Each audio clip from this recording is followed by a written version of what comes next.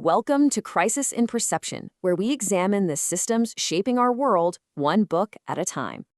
In this explainer, we're digging into Aiden Nolan's Time is Money, and its core argument is pretty radical, that procrastination isn't some kind of personal weakness. Nope, it's actually a predictable result of how our brains are wired. The book kicks off with this really powerful idea. If you procrastinate, you aren't broken. You're just running on a default setting that, well, it just needs a little tune-up. So to really understand procrastination, we first have to look at the system that's actually creating it in the first place, the human brain itself. Nolan's argument is that procrastination isn't laziness, not at all. It's really a design problem. It's what happens when our fast, emotional brain constantly hijacks our slower, more logical one. See, you can think of our brain as a layered system. Deep down inside, our emotional brain acts like the super fast alarm. Its only goal is to avoid pain and seek out immediate comfort. And this instinct, it often completely derails our more rational long-term planning.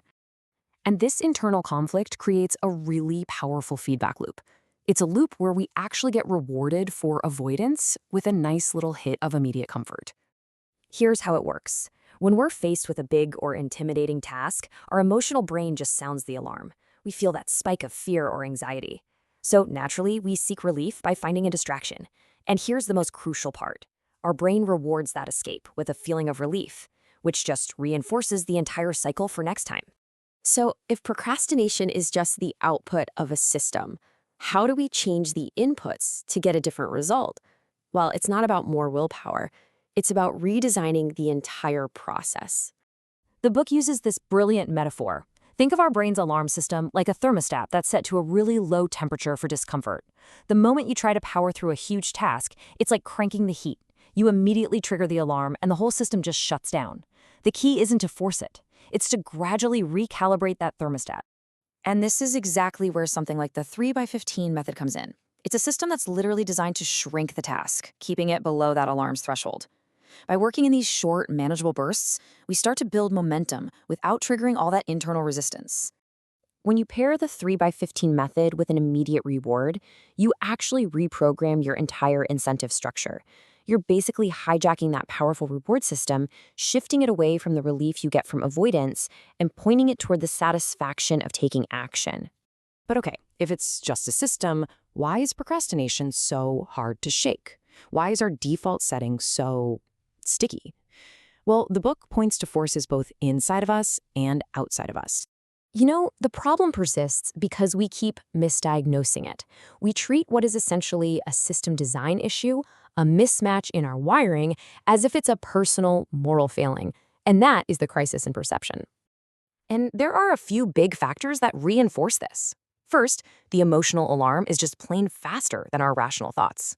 Second, our modern digital world is perfectly engineered to feed our craving for those immediate rewards. And finally, every failed attempt to just power through it only makes the problem worse. All right, now let's zoom out a bit and see how this internal system of ours connects to much larger external ones. Our individual struggle with procrastination doesn't happen in a vacuum, right? It's nested within and amplified by these huge structures. You've got the attention economy, which is literally built to monetize our craving for distraction. You've got traditional workplace norms that often demand long hours of focus that just clash with our cognitive design.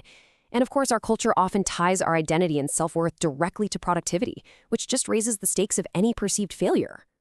So, what's the ultimate takeaway here? After looking at procrastination through this systems lens, what do we really see differently? I think the book's core insight is this. Managing procrastination isn't about willpower. It's about skillfully designing a system, a personal workflow, where taking action actually becomes the path of least resistance. It's an engineering problem, not a moral one. This project is free and publicly accessible. If you'd like to support the time, tools, and research behind Crisis in Perception, you can become a supporter on Patreon. For a longer audio-based analysis of this topic, see the deep dive linked in the description. If you enjoy this kind of systems-level analysis, please like, subscribe, and comment with books or topics you'd like us to explore next.